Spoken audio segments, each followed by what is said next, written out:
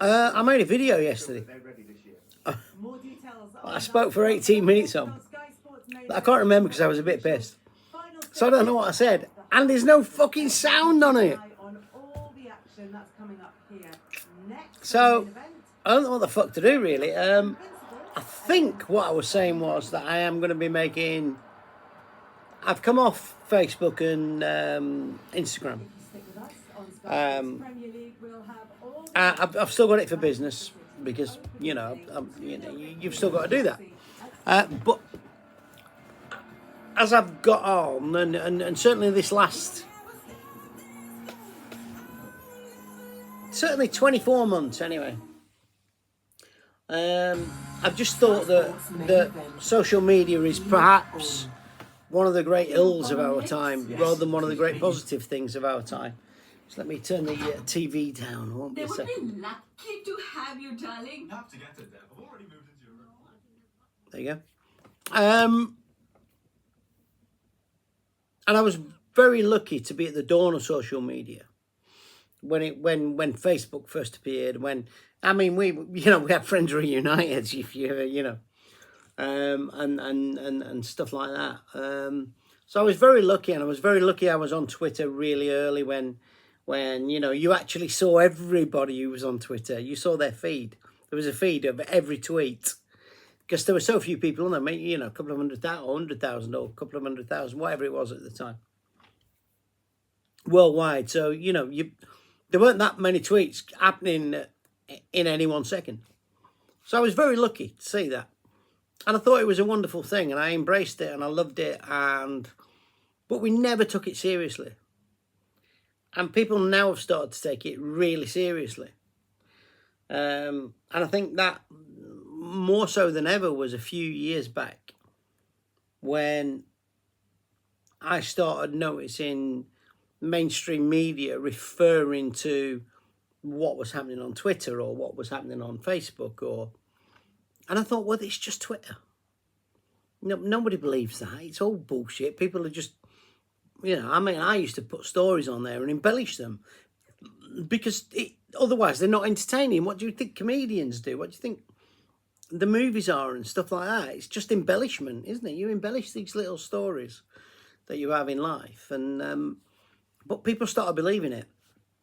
And now people actually believe it. And we see words like hate speech and harmful content. I mean, I saw a thing today saying Labour are thinking that they're bringing out a bill for they can do you for your thoughts.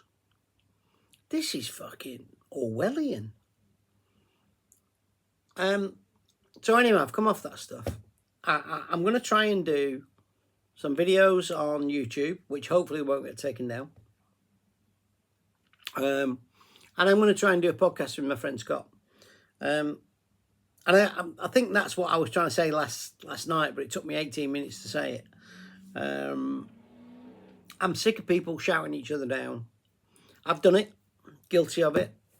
And I think if you shout, you think you can win the argument. And I don't think it's about winning the argument anymore. I think it's about understanding that you have a view and someone else has a different view. And that's fine. That's fine. It's not bad. Your view isn't particularly right. My view's not particularly right. But we all have a view, and we should all hear each other.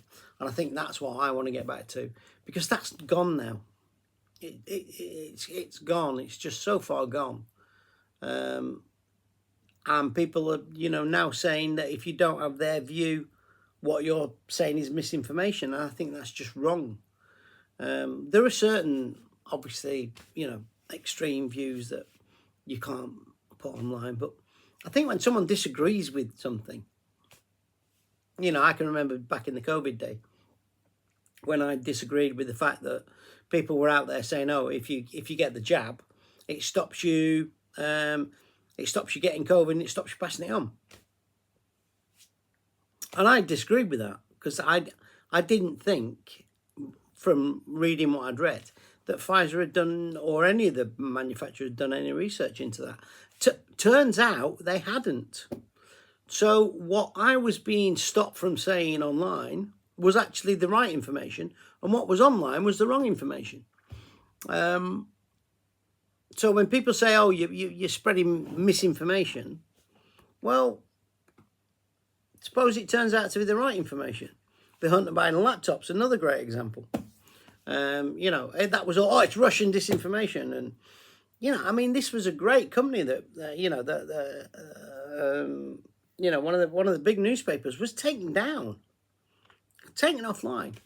for saying that what was on Hunter Biden's laptop was real, because the government went, no, it's not, it's misinformation. It wasn't. It was true. So we need these voices. You always need the discerning voice. You always need the people who aren't running with the crowd. And I'm really worried that that's going to disappear. And I don't want to shout at anyone anymore. I don't want to. I'm not right. I certainly don't think I'm right all the time. I'm not nowhere near as intelligent as most of these people. But I do have an opinion, and that's valid. And I think people should listen to it. And if you want to go when I've finished saying what I'm going, you're a fucking dick. Great. That's your opinion. And you should be allowed to make that opinion. And, we should not have governments telling us what we can and can't listen to. We should not have governments telling us what we can and can't think. That's that. We're getting really, I know there's a lot of globalism now among the very, the elites people, your Trudeau's and, Blair's one of them. Personally, I think Starmer's one of them. I can't really work Starmer out. He's either a real fucking commie or he's I know he likes the globalism thing, but whatever. It doesn't matter. That's their opinion. And we should be able to question it if we don't like it. That's all I want to do. It's all I want to be. I want to be part of. I am always going to look now. For the opposite way of what everyone else is looking. Not for any other reason than I want to make sure that we're going in the right direction as a species, as a race. As a community, we need to all be going in the right direction, and to know that you're going in the right direction, I think you sometimes have to look in the wrong direction, and I need to hear that. And if it's stupid, and I just go fuck off, you idiot. But if someone's actually go, hold on a minute, we haven't considered this, you need to do that. I think that's fair, and I think that's where I am. I'm just going to have a little drink. Obviously, tonic water. I considered stopping drinking recently, actually. I'm going to talk about all these things on the podcast, but it's I'm 59, and I think the chances of me seeing 69 in many ways of rapidly disappearing. I'm kind of a bit chubby. I'm chubby, stocky, as my mum would say. I'm stocky. I've had a couple of health issues recently, and you kind of think you're immortal, and you kind of think nothing's going to get to you. And I've got a finger that I can't get any more than that now, which I think's arthritis or something. I've got a little issue with this eye. And I think there comes a time when I'm not going to be around that much longer. And even if we get another 20 years or 30 years, it's a very small amount of time. So I just want to, I can't make a difference in the world, but I can say what I want to say. And the one thing that social media or the internet has given us is this ability to say things. I think we need to change the whole system.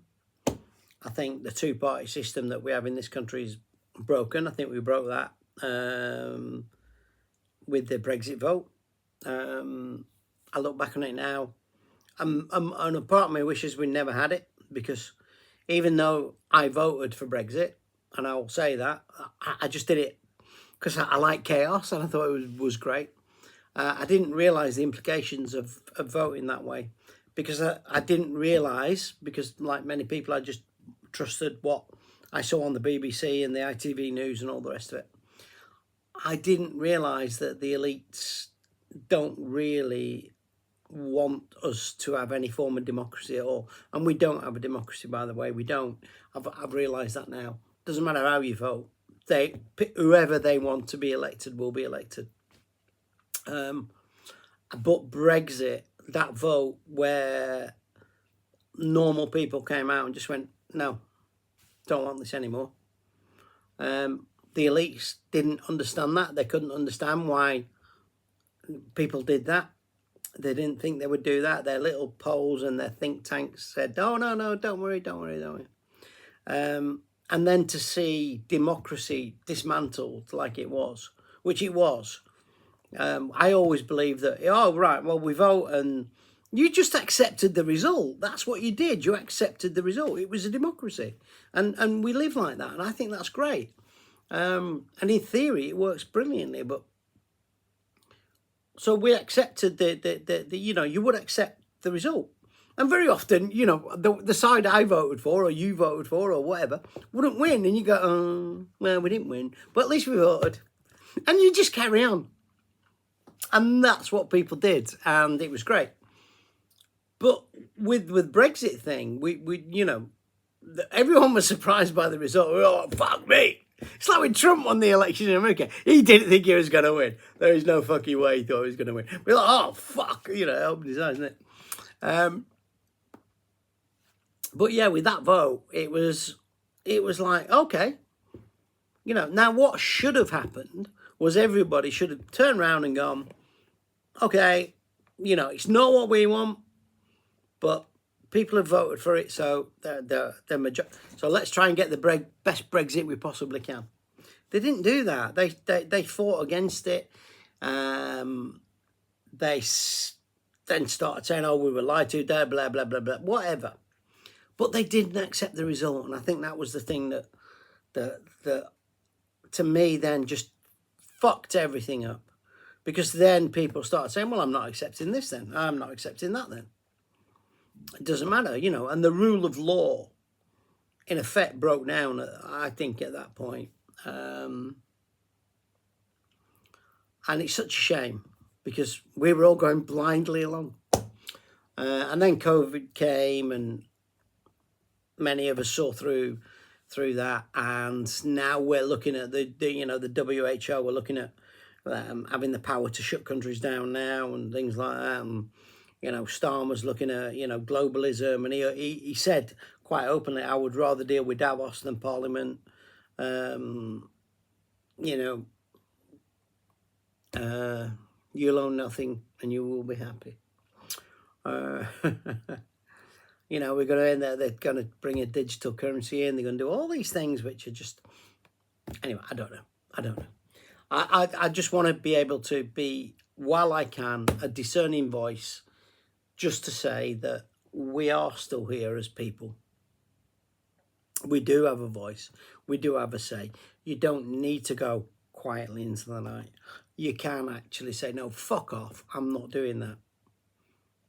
And if enough people say, fuck off, I'm not doing that, there's not a lot they can do. They cannot put... just imagine if 1 million people out of a 60 million, whatever now, 70, coming on, 60 odd million population. Just imagine if 1 million people, so 1/60th of the population or something, said, fuck off, I'm not paying my tax because I don't agree what you're doing with my tax money. Well, they do. Do you think they have enough court time? They can't put 1 million people in jail. Where are they going to put them? They can't do it. So the power that people have is still massive, massive. If we just turn around one day and went, right, fuck it, we're not going to work. We are not going to go to work for a week. Everyone. They'd be absolutely fucked. But they don't let you know that because they don't want you to know that. Anyway, right, I've spent 15 minutes now ranting about bullshit. Oh, talking about bullshit. I'm going to have another little drink. I'm going to go and get my potatoes and garlic out the oven. And I'll see you another time. Thank you. You know, if you put vodka in tonic, it goes a bluey colour. That's another thing we can talk about.